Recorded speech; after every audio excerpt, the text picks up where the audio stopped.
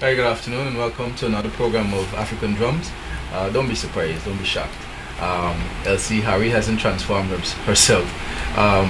This is Norwell Hinds filling in for LC Harry on this edition of African Drums. As you know, African Drums is the organ, really, a magazine of the Cufy250 Committee. Cufy250 Committee, of course, as you also know, an organization concerned with African revitalization in Guyana, and specifically self-actualization and activity.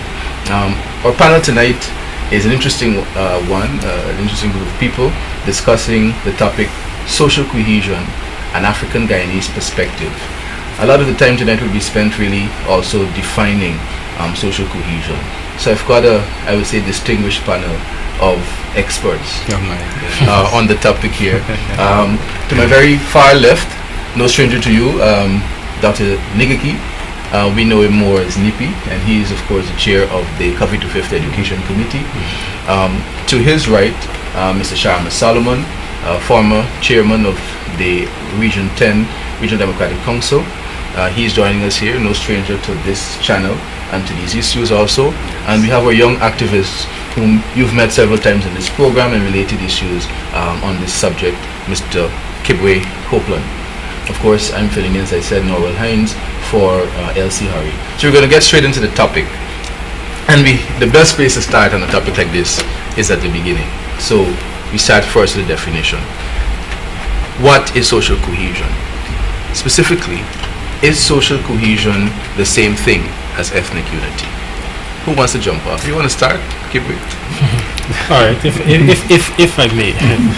Well, I don't believe that social cohesion should just be about ethnic unity. Of course, social cohesion is much broader than that. If you look at the context of social cohesion, it speaks about the willingness of different members of a society to cooperate together, of course, in order to push themselves forward to progress. So when we talk about social cohesion, we're talking about not only different ethnic groups, we talk about different religions, different beliefs, talking about the persons who have different to add to the society in different ways. So when we're talking about social cohesion, as you said, you're asking if it's only about ethnicity. I think in Guyana, when most persons talk about social cohesion, persons like to go to an ethnic group. There's the Indians, there's the Amerindians, there's the Africans, there's the Chinese, etc. But I think it's much more broader than that. And if you've seen in the European countries, social cohesion is pushed to help push or motivate a community base and, of course, go over to a country. So that's my perspective on social cohesion, and the other persons can follow up on that. Okay, go ahead. Go right ahead. Go. All right, thanks for the opportunity. Good night. It's good to be back on the program. Thanks, Norwell, and to the African Drums, Coffee250. Congrats for all that you've been doing on so much of the most amazing programs that you've been running so far. And social cohesion, I believe it is a topic that strikes to the core and the foundation of Guyana and where we are in our moment of history as a people, as a nation. But I believe in the context of what the definition and based on the topic that you were discussing tonight, an African Guyanese perspective on social cohesion, there is no single definition for social cohesion. I think around the world, in various parts of Guyana, people hold different views of what it is to be cohesive. That view may differ, as Kibwe rightly mentioned, not only as it relates to ethnicity, gender, how men relate to women. We have a lot of domestic violence. We need to have cohesion among our sexes. We have the ageism factor that is so relevant and prevalent that we hear about an older generation challenging a younger generation. Maybe we need more cohesiveness there. So they have so many areas that we have to focus on, that there is no textbook definition that applies to a Guyanese, or more so in particular an Afro-Guyanese perspective. There are elements, of course, that we can identify with. But I believe within our context of looking at social cohesion, it starts from the individual. And that is why I believe that the rest of the discussion I would like to focus on, because if we don't have an understanding of ourselves as individuals, as more so Afro-Guyanese, and what it takes to relate to each other, I find it difficult that we can escape or step out of that area that confines us, that we cannot, which is to relate to each other better, to treat each other better, and to understand each other so that we know to relate to those other elements that I spoke about, which I will elaborate on in a bit later. Go ahead, you want to add anything? Nikki? Yeah, I could add a little bit to start with.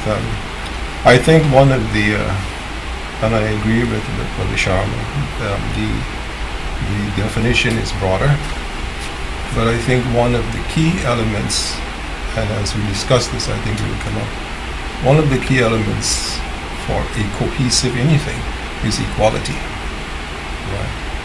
And even though we could talk of the different elements, one of the key components of all the elements is equality. And I think unless that is addressed in a direct, frontal way, equality, then the whole concept of cohesiveness becomes very elusive. So I think we should. Well, then let's go there, right? I like that. Then continue. So, is there inequality in Ghana? Oh, absolutely, absolutely. And this is one of the major impediments to this concept of cohesiveness. Mm-hmm. You see, if you have one segment of the community occupying 90% of the space, whatever space it is, right? And the other 10% not having an equal share of whatever it is, right? Then you don't have the fundamental components for a cohesive society. That to me is an adhesive society. That's adhesion, not cohesion. Right? Where you have something big and then something small clinging onto it. Cohesiveness requires equality, right? Equality in if it's gender, equality of gender opportunity, equality of race opportunity, equality in business, equality in religion, equality right across the board. So unless that fundamental concept is addressed, we are deluding ourselves, and that I think is what is underlying this whole concept of why it's so elusive, because we tend to want to be cohesive without being equal, and you can't be cohesive and be unequal. You are being adhesive if that's the case.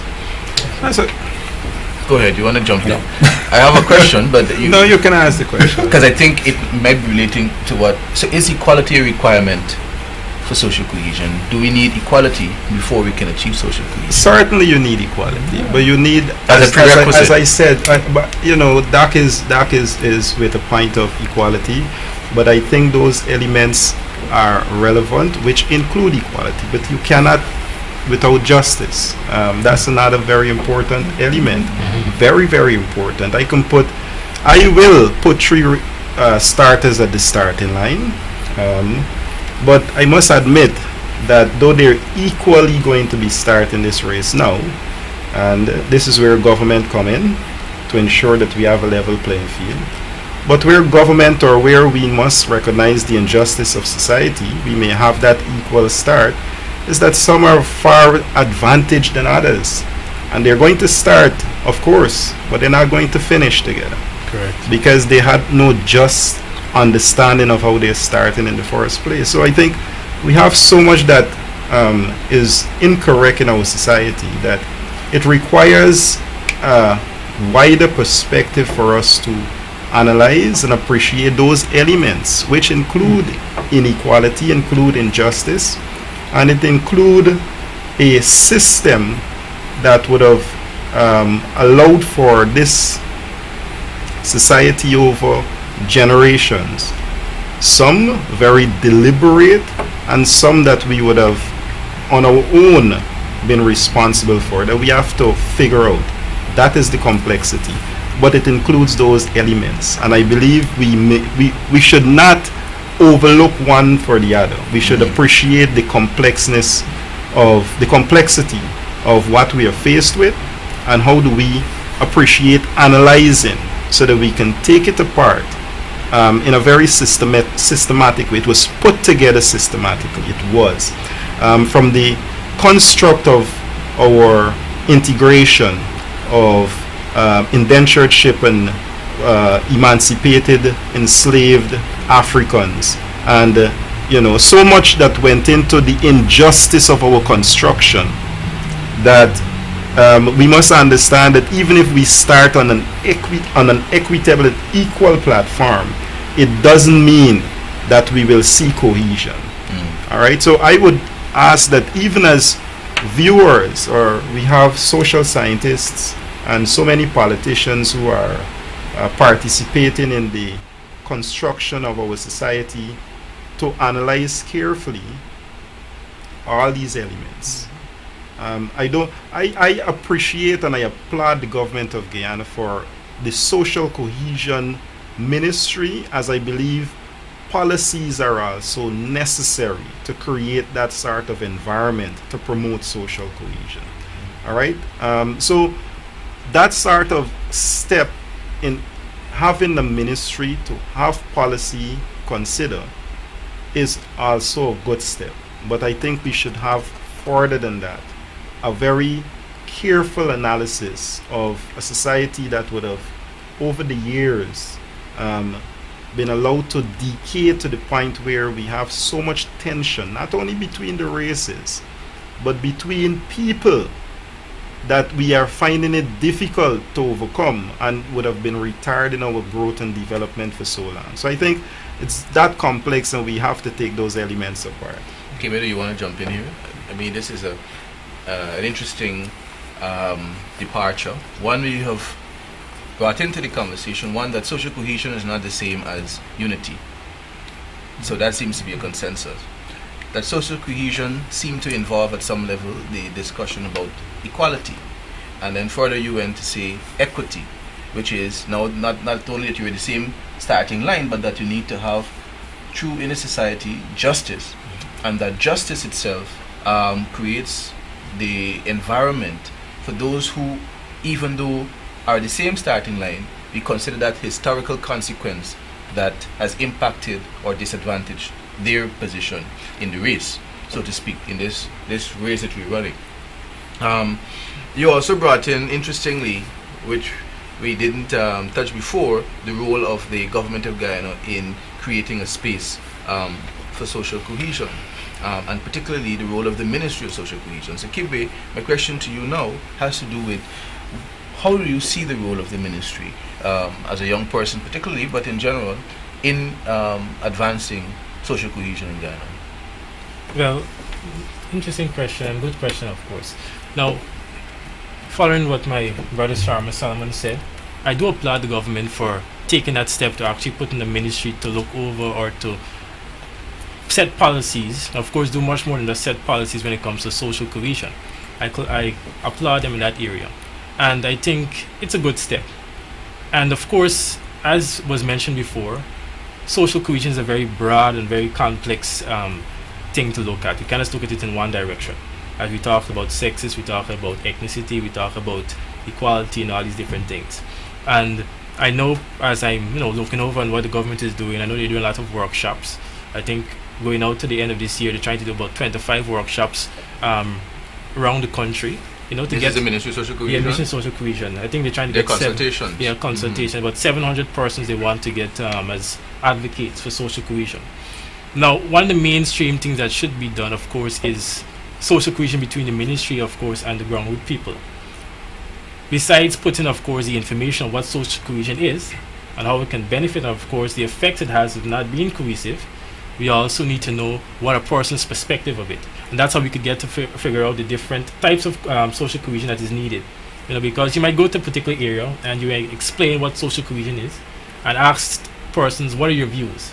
And I'm sure in every area there are going to be different views for it. There are different views or mindsets to this whole thing called social cohesion.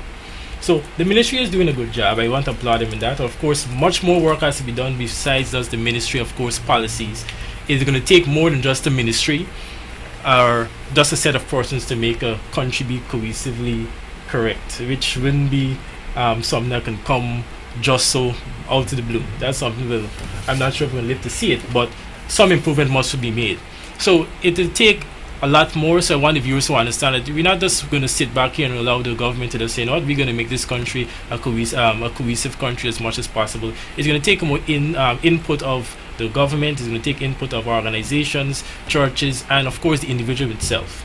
So, as I said, I applaud the government, but there's a lot more work to be done. But should the government be, should a government be in the business of promoting social? Well, before I pass is it the role of the government? Is a government a credible convener, especially in a very diverse, undivided society such as ours? Absolutely. The government must play a part, and this is not because of we have examples. I think again we go right back to the very point of the early 90s of the apartheid ending, Mandela coming out of jail. That's what the world have now come to appreciate with benchmarks to set a social cohesion of the rainbow society. One doesn't fit all right, but the point is it still requires the involvement of the authority of the state to be a part of the discussion. There is a social contract between the people and the state, which the people entrust certain understanding on behalf of their own sovereign will to the state, which allows the state, it matters not which government. This is why it is for the state, the government to run the state in the interest of all. And that is why they're the best convener. However, we have grown so mistrustful and distrustful of our politicians and those who are managing our government affairs. And not to say it cannot be a paradox, of course. The same intensity a particular government puts into promoting social cohesion, they can manipulate that, of course. But at the same time, it requires that equal balance of the individual, as I mentioned earlier, recognizing that it requires self to understand better how do we treat each other, how do you treat yourself. You cannot preach to people about self-discipline, self-respect when you are not yourself respectful and disciplined, because you will take advantage of people and you will ill-treat others, whether they're male, female, a different sex, a different race. But the government is still necessary to create environments to allow for people to have that sort of opportunity to level the playing field, to set policies, to ensure that at the same time, while not infringing, that the playing field is set for the Guyanese society or people in general in society to feel that encouragement to promote social cohesiveness. Sharma, Solomon referenced South Africa as an example. And one of the criticisms of South Africa has been that although there was this grand reconciliation, that some of the victims, some of the people who suffered most in the apartheid period did not get equity in the negotiations at the end of apartheid. Of course, this is a problematic consideration. Nipi, my question to you is, we have established the role of the government or a government or the state in promoting social cohesion. How it is that groups, organized groups, especially those who have not necessarily been part of the 90% that you talked about that get the bigger piece of the pie, how do they interact with the state and the state's role in social cohesion? Okay, well let me back up to the Sharma's comment about a level playing field. Right? I agree completely. A level playing field is essential, and that understanding what the level playing field is I think the difference between getting to the starting line and you put three people in a line. When the three people are not in a line, you have one person almost at the finish, the other person starting at the starting line, and the other person hasn't even put on his pants yet to go to the race. There's that much of a difference, right? So unless we recognize, and I think this is the government's role, The government's role is to recognize that there is a significant difference between the players, the runners in the race, right? Whether it be by race, whether it be by gender, by religion, whatever. Right? So the government, and this is the thing to be applauded. The government has taken on a tremendous task, a tremendous task of dealing with this issue. But it is necessary to recognize that the playing field is not level. The runners are absolutely different strengths. There are some that are super strong, some that are totally weak. So you can't expect everybody to show up at the race, right, with the same faith in the system, with the same faith in the fact that you're in fact having a race. How do you expect me to race? And I have not had meals. My children have not had meals for 2 days. You are so fed that you are throwing away. Right? We cannot be in the same race. So, but this is the fact is that that's what the situation is. The government now, and it's tremendous applause that the government has to give, recognizes this. I think the government recognizes that there's a big difference. And I think furthermore, you said something earlier which was very interesting. The fact that how we got to this point is by government's manipulation, whether from the colonial government, right, all the way back, right? It has been that sort of manipulation. So the government's role has always been key. The leadership is critical in this effort, not just because the leadership has to recognize the playing field. It has to recognize the strengths and weaknesses of the players, all right? And then set about starting to organize the race. It's not just called a race, right? And I think the government's role is critical because of that. Historically, the leadership is what has the character. The leadership is what has the concept of equity. The leadership is what has the concept of social cohesion, right?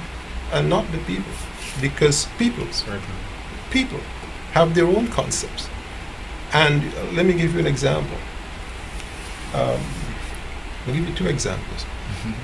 Right, social cohesion, right? But which talk about the cohesive component, right? What is meant by cohesion? You could have things that are internally cohesive and have nothing to do with the rest of the society, all right? And then you could have things that are cohesive that include the elements of the society. Well, let's continue. This will come up. This will come up again. Okay. Well, part of the question there, I don't think you got to that part. I thought you were going to get there too. Was about the role now of groups. We have described the role of the state, but now that we have established that role, Guyana is a multicultural society. It's a diverse society, and how do we get to the role of groups of people in their organizations in the promotion of social cohesion? Kibwe, you want to start off? Yes, talking about the role of groups, how can organizations, etc., get into the game of promoting social cohesion? Of course, liaising on with the government, of course, would be one good step. You know, that support and also moving on with the policies, etc., would be a good step to take. And of course, meeting the people where they are would be another good step, because then again, we talk about leadership, understanding what is cohesion, and the persons, you know, buying into that vision of cohesion. So we need to get on the ground, and we need to also explain or sell this vision of cohesion to the persons on the ground, because then again, there are persons that's living their lives. They may hear about cohesion, but they're not so buying into it because there's no one there to actually sell it properly or correctly. Not everyone watches the television. We might be viewed by a lot of people tonight, but a lot of persons who are out there doing something not in front of a television.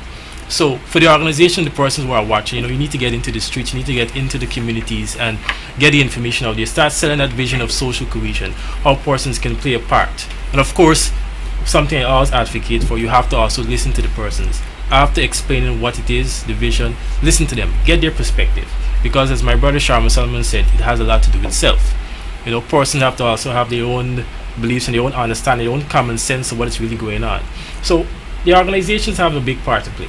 The government cannot do it by itself. The government cannot just say, we set out some workers here, some workers there, and the work is going to be done. They need the help of organizations, they need the help of community, they need the help of churches, they need the help of so much. It's a very widespread workforce when it comes to bringing about a cohesive society. So that is my take on how the organizations can help. How important is social cohesion to the African Guyanese community? But before I think just to back up on Kibwe and the organizations too, many of the organizations we speak about, and we talk about groups and organizations, we must remember that the family is also a group. And as I said about self, the next stage we move would be family. And many things that we see in society is a very deep reflection of that particular group. Many things that you learn to appreciate and to disassociate and to hate comes from that group. And then we go to our religious and other organizations that are immediate to that group. And in those organizations, again, people are cultured and fashioned to appreciate and to hate. So I think it's very important that we, as not only individuals, but individuals who are part of those groups, understand that those groups are a reflection of society. They can be very helpful or harmful to what we do. And sometimes you find coming out of many of these groups, starting with that very small group of family, the damage that goes out there. People learn to hate as it relates to racial divide. People learn to appreciate and love as it relates to spreading that joy in society. So I think it's very important, not only how we see those groups, but how those groups see themselves as the catalyst to promote cohesion.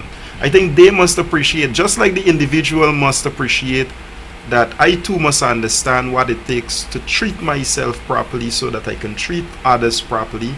I know how to show love, and it is not about a utopia, it's just an understanding that what is good for you must be good for others in terms of how you treat yourself. How would you like to see society? Likewise, those groups must also see their role. It is not only to exist, it is to also make an impression on society.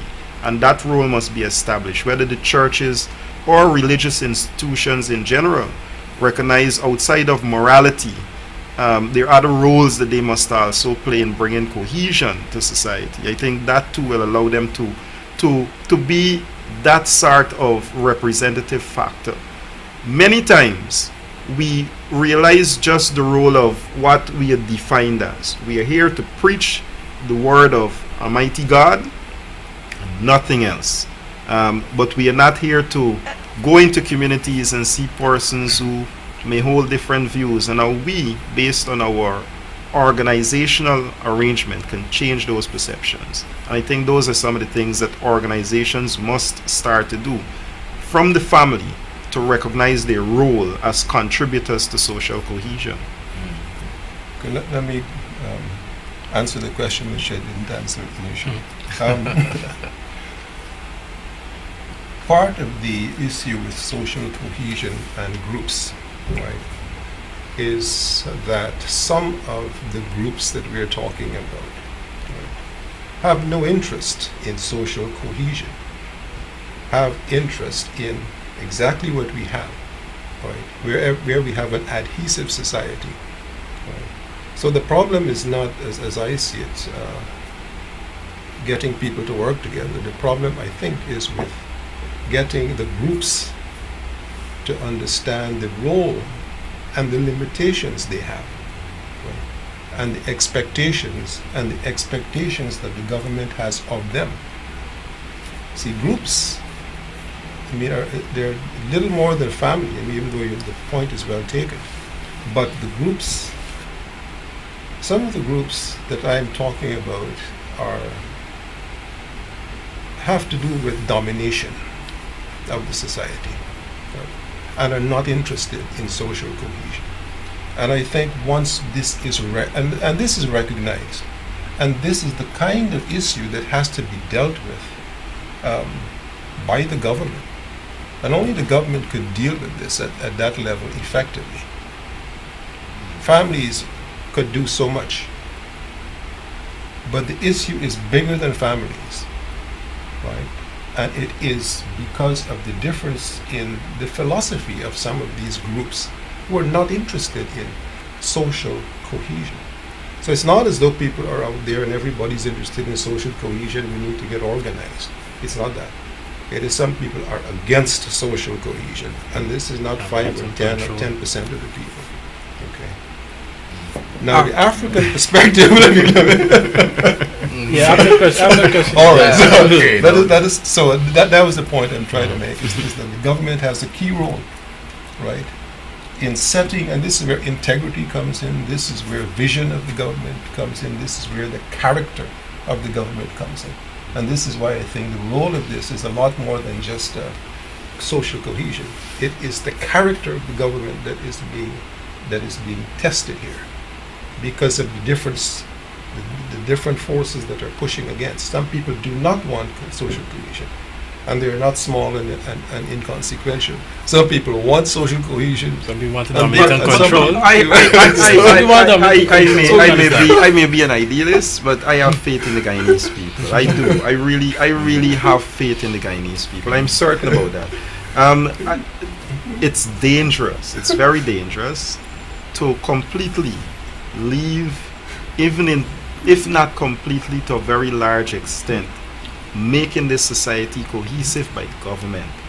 People of Guyana, I have confidence so far, and I can say this. Look at the trend of elections, just as an example, and we will get to even gender and how we have changed as a society. It required a little of government, but a lot of people, because we know our problems, and we have grown to, whether you have voted for the coalition government or you're with the opposition PPP, the sides in this country, we're using politics only as an example of the tension within our society. There's a lot of mistrust that, even as sincere as the intention may be by any government, a segment which will be a very significant amount will have distrust of that. Until those individuals on either side can, as we have started to progressively do in our voting pattern, and we hope it could change, and the people will change that. People, of course, governments must play a part, but I have faith in the people. And that they'll change it. You know, we will mature. We will mature to that point, and I am certain. And you know, we'll get it. We'll come. Let me shoot straight into the African perspective with this. There was a very beautiful article I read about 2008, that long, in Starbuck News. Earl of Lass, he was speaking about a book he wrote, Salt, and he was talking about welcoming the races. He was speaking about who welcomes who. The colonial masters, they don't have the moral compass to say welcome, and the Indians, the Indo-Guyanese who are here, to some extent there is that mistrust of what the Africans work for. We were just pushed aside, and it was now given to a new set of people. And that was deliberately done to create that tension again.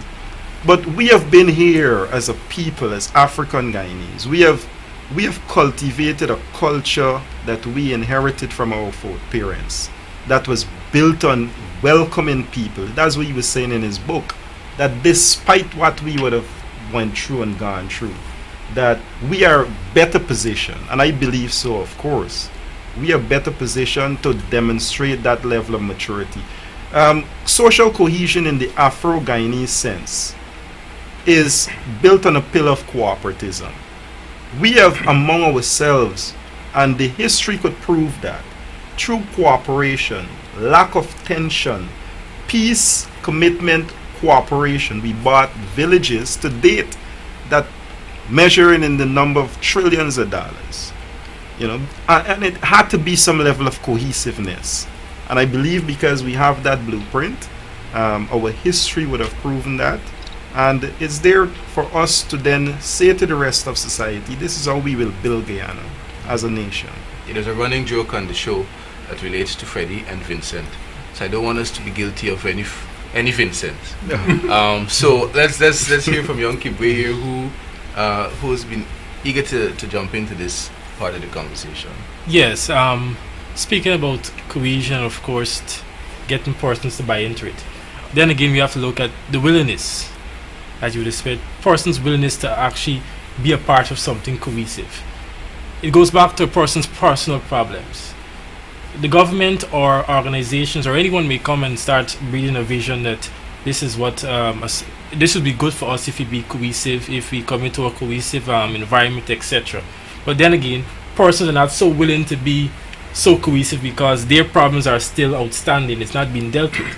So why should I even worry about collaborating or coming together with anyone whereby their problems are solved, my problems are still pending?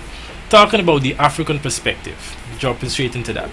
Now, I think, of course, Guyana is a very unique country. See, we have 6 different races. And when we talk about cohesiveness, we're talking about bringing everyone together to find one mutual pathway in which we can move forward as a country. Now, before we can get to that, of course, we all have to bring something to the table. We all have to know our own personal direction before we can actually add to the mutual or that one direction that the country can take. So I think for our Afro-Guyanese, we also need to be sure of our direction as African communities, as African people, etc. We have to come together. I think every religion, every ethnic group should come together. They should have that bond, that unity among themselves. And then after finding that unity, know exactly this is our standpoint. This is where we stand. That's what we stand for. Because if you stand for nothing, you fall for anything. You bring that to the table. In those bring to the table, Chinese, Amerindians, the Portuguese, the mix, and we come together. Then we could actually move forward. But if we are dismantled among ourselves, how can we actually bring together the rest of the parties and actually go forward?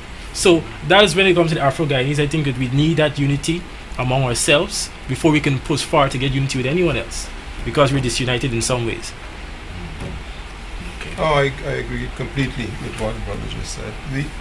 Without that cohesiveness within the African community, we are not equipped to really be cohesive with the rest of the cohesive units in the society. Right, and I think that is something that we have to work on as organizations, as African organizations, because some people are afraid to be African organizations, are afraid to say, this is my perspective, and the Africans need to have a strong economic base, they need to have a strong social base, they need to have a strong religious base, all but from a strictly African perspective. Those things need to be tight, nailed down and built up, right? Because I think of Guyana as the mangrove tree, right? It has multiple roots, in this case 6. Okay? Each one of them has to be strong. The African root has to be strong. The Indian root has to be strong, right? The Portuguese root has to be strong. The Amerindian root has to be strong. The Chinese root has to be strong. The mixed race has to be strong. And that is all good for a society, right? But we need to remember the role of our ancestors in forging this society, right? We laid the foundation for this society. We tend to forget that and think that we're not contributing much. We laid the foundation for the society. We have examples of cohesiveness which have never been displayed elsewhere. And we need to remember that. Right? We need to remember that Africans are a cohesive body. And bring that, because only with that cohesion can we become effective. Mm-hmm. Right? You can't be effective if everybody is all over the place. But this doesn't mean speaking with one voice. It means speaking as a group, collectively. Right. In other words, if I speak to you, and I ask you something, and I speak to you, and I speak to you, we tell you the same thing. Doesn't mean we have to wait for him to come up and speak, but we all telling you the same thing. And I think this is what made the 1823 rebellion, for example, very successful. Right?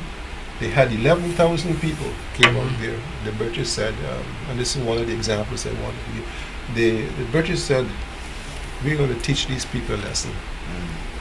Right? They will never think of this freedom stuff anymore. Let's go out and mow them down. So they killed 200 men, women, and children. This is the 1823 rebellion. They decapitated lots of heads, brought some of the heads and put them in the parade ground. This is 1823. By 1834, they were signing the Emancipation of Slavery Act. Our ancestors must have told them something, boy. because at that point, with their demonstration of force, in 11 years, this was a free space, slavery-free space. That only cohesiveness, and it's the cohesiveness of the message, the cohesiveness of the message to the British was, be done with this. This slavery thing is y'all's story, be done with it. The message got so well understood by the British that they then brought out 240,000 Indians to give them everything that was Certainly work. right. But the cohesiveness component, again, we are grounded in cohesiveness, and we need to use those concepts, because without those concepts of cohesiveness and without operationalizing them, meaning we gotta get together and do what our ancestors did, build financial security, do businesses, explore, go out into the interior, do things collectively, not with one voice. All right. There's a difference between with one voice, but same message. yeah. So we talk about two elements earlier: justice. We talk about equity and equality. Three, Finances. and we talk about finances and cooperatism. You know, the 70s and 80s construct of cooperatism is different from what the Afro, or in fact, not completely or identical to, maybe with some difference. But the identical cooperatism is more than just the mechanism that was used. It is one that the Afro-Guyanese used to bring resources together, whether those resources were material, labor, whatever, skill. And they did tremendous things with that.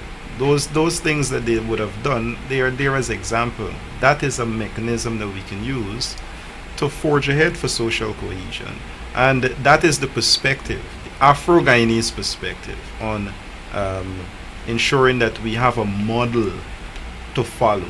So it is not how do we only try to achieve social cohesion, is what sort of history do we also have that we can look back that would have entailed certain mechanisms that we can utilize even to date. Cooperatives are still relevant in as being the third largest holder of financial capital in this country, outside of government private cooperatives. All right, it is something that even the late Lyndon Forbes Sampson Burnham called as part of the trisector economy. It held the third leg of the economy up.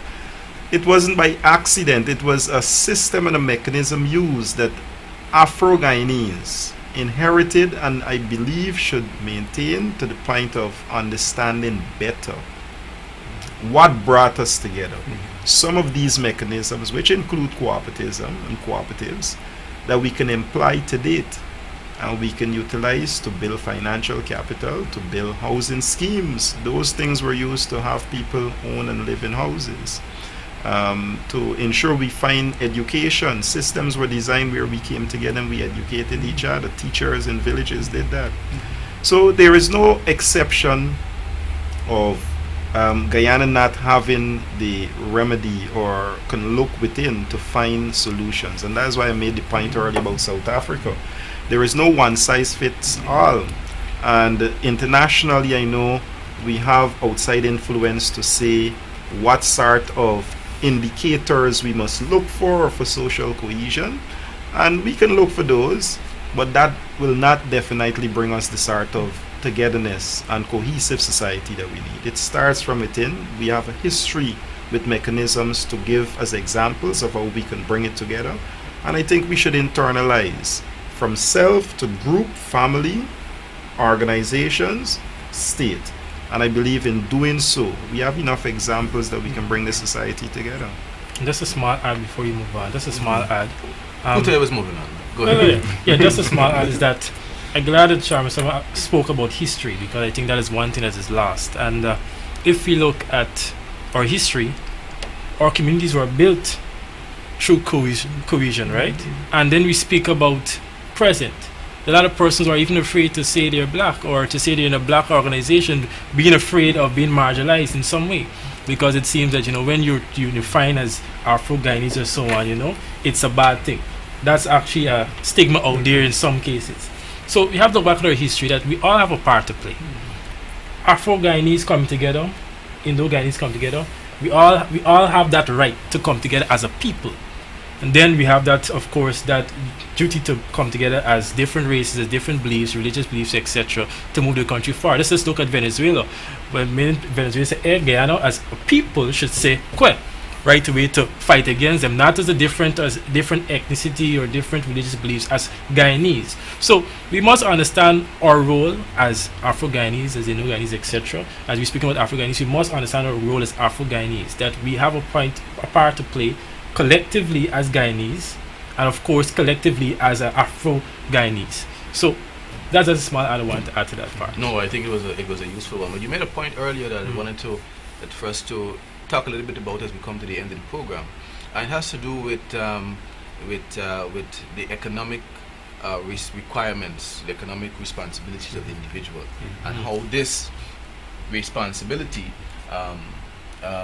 faces up to social cohesion. Specifically, you said that people are asking themselves, why should social cohesion matter to me now, when I have to deal with the fact that I don't have and other people have? Correct. Why do I have to talk about social cohesion now? And this has been a perpetual conversation. Everywhere you go and you engage with people in communities, and especially some communities, including Afro-Guyanese communities, look, why should we talk about social cohesion? Because other people are better off than us. Because so how do we balance the economic interests, including economic self-interest, the economic interests of the African community with the goals of social cohesion? That's the question. With the goals of social cohesion, I think that's first, as I mentioned at the beginning, and I think we wind down. We have to know the definition, and there's no clear definition. I think that may confuse people when you ask them how does that balance out with their economics. And we might believe that, as people believe in reparations, if we have tons of money without clear understanding, we'll be equal to those who are giving us this money for whatever disadvantaged position we're in. And I would guarantee, if at this moment it's given, I've seen it in the Bauxite Company. We had the largest pool of money owned by black people in this country, Afro-Guyanese in this country, which was a thrift plan. And instead of having a clear understanding to know what to do, we had the government before, and again, here is where government is important, just send that money down to people who went right back to many people in the state, spend that money, and they are no less or no better off today. That is what I think we have to again internalize as a people. So the Afro-Guyanese community first must understand the definition before we know how that is based on our economic situation a disadvantage. Because you can put all the money to say make you economically equal to those who are ahead of you, as you may want to believe. But if you don't have an understanding, then you will take that resource or those resources and you'll give it away. You'll give it away. Internally, we have to start to figure this out.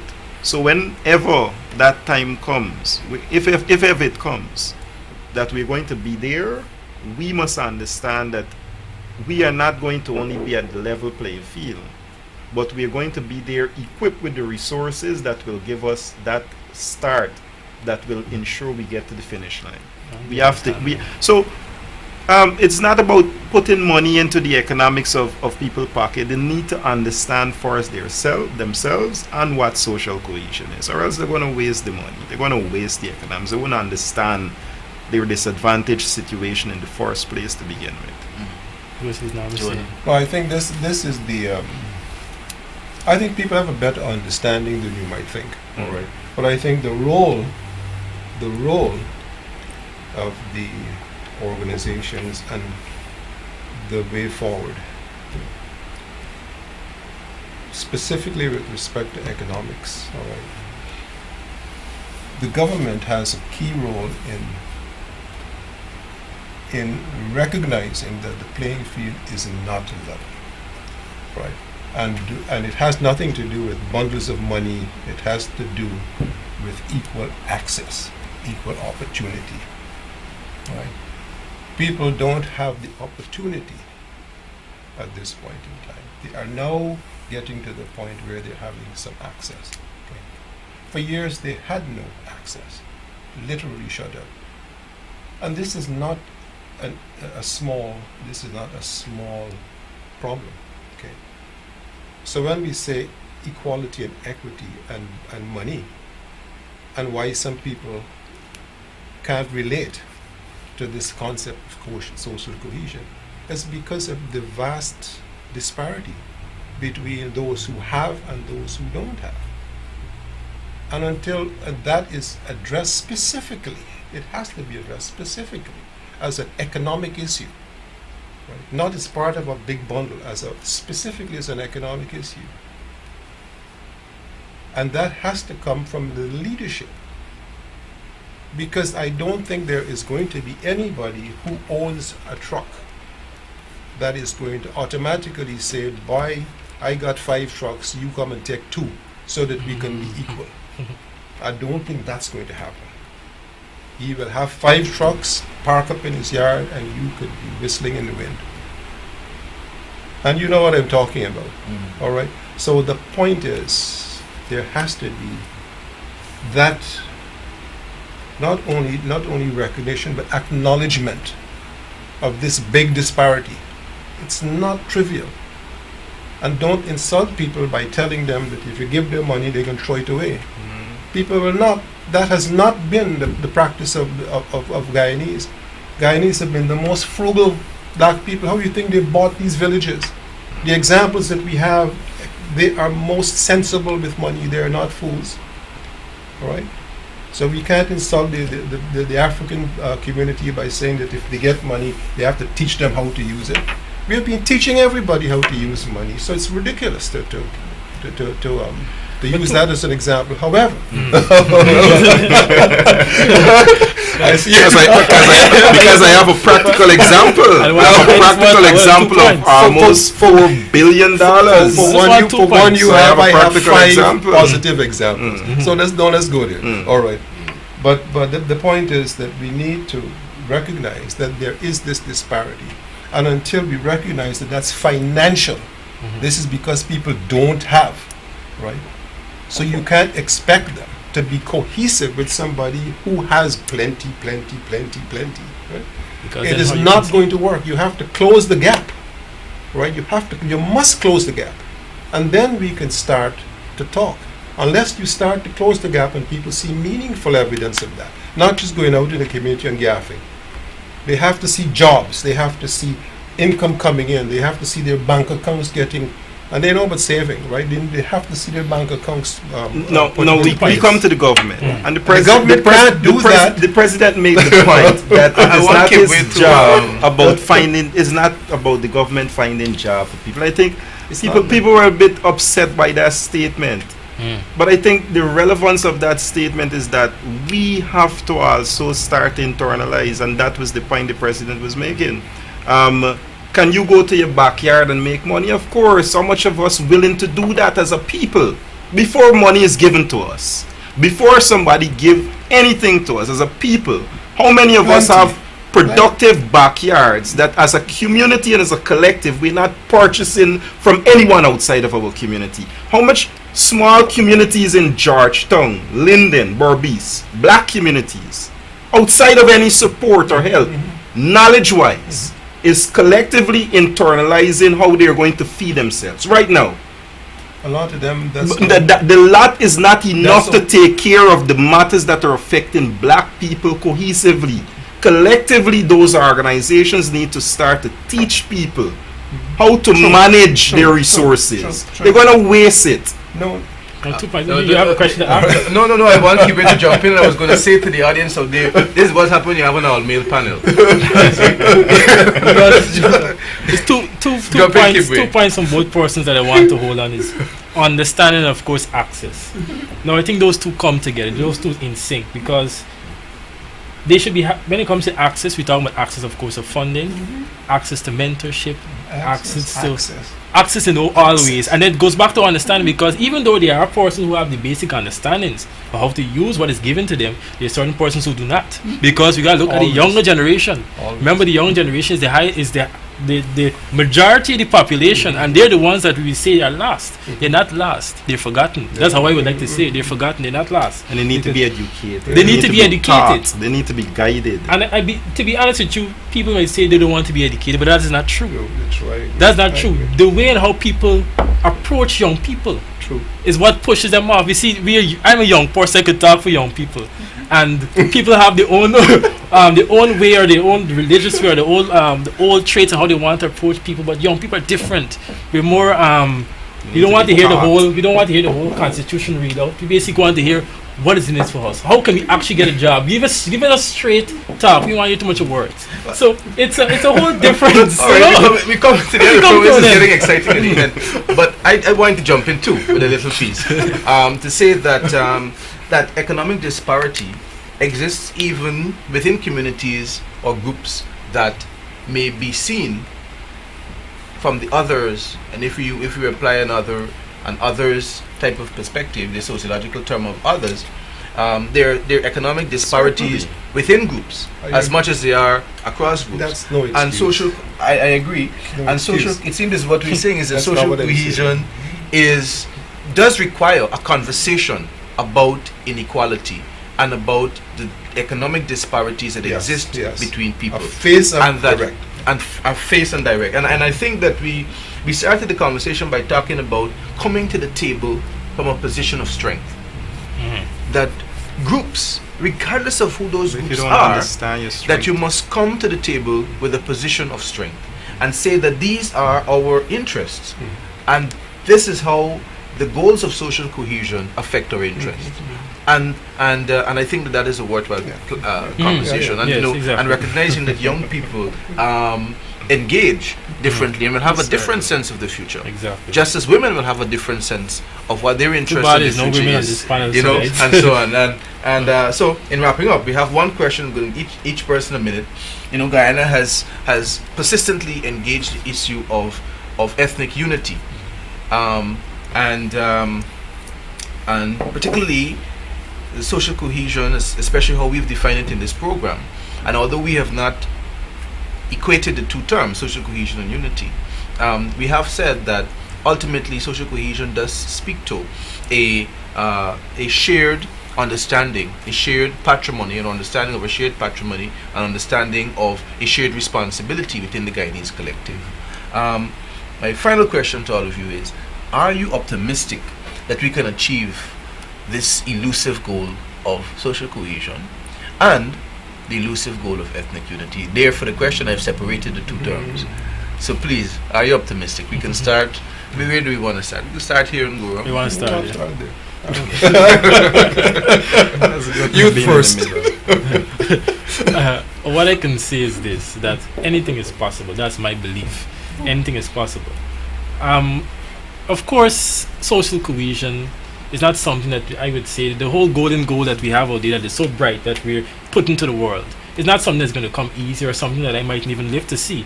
But of course, there will be a lot of improvements once we keep on this path, and once we keep pushing not just talks but action after our lobbying, action to make social cohesion actually work. And when it comes to ethnic unity, I do believe that it's possible for us to pull together as ethnic groups, different ethnic groups, talking with the Afro groups. I think we do believe it is necessary. If we're going to talk anything concerning social cohesion, we should start within ourselves. Just as Sharma spoke about the family, after the family goes out there, the daughter goes out, the mother goes out, then they add to society. So it should always start with within. So when it comes to Afro-Guyanese, we have to come together, and then we branch off to different ethnicities and put everything forward. Go ahead, Sean. Across the world, we've seen examples, so I don't believe it's impossible. And we saw recent examples. There's the model, though one size don't fit all. But I am call me an idealist or an optimist, but I believe in the Guyanese people, all Guyanese people. I believe that we have what is in us to bring it together and bring unity to our nation, which, like this unity would have allowed even foreign invaders. It was one of the things that Venezuela played on, this level of not cohesiveness that we have in our society that would have retarded our economic advancement by maintaining their claim on our territorial integrity. So again, those are some of the things that lack of unity can cause in terms of our advancement as a nation. Just one example. So I believe that we will bring it together, and the sooner we do, the more progressive we'll become. However, I want to make this point quite clear that it requires the involvement of all. The role of the government is absolutely necessary, not only critical but necessary, must be there. But people cannot forget their responsibility. Afro-Guyanese cannot forget their responsibility. We cannot forget our history. We did not receive it from our colonial masters, and we internalized, understand, and we collectively came together, and in that cohesive spirit, we did for self and we purchased, even though we hadn't that sort of big capital injection. We started out as free slaves, and we loaned our slave masters finances for them to even pay their expenses. And that was because we internalized as a people, and we allow ourselves cohesively to do those tremendous. I think we can do it again. We have the history. When you come at the end of the line, you have exactly 1 minute.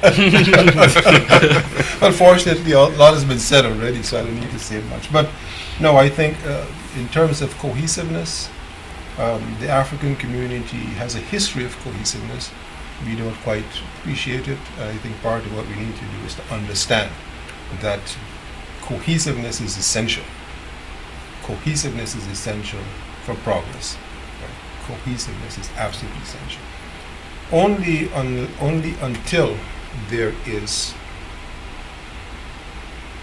equity, equality, right across the board.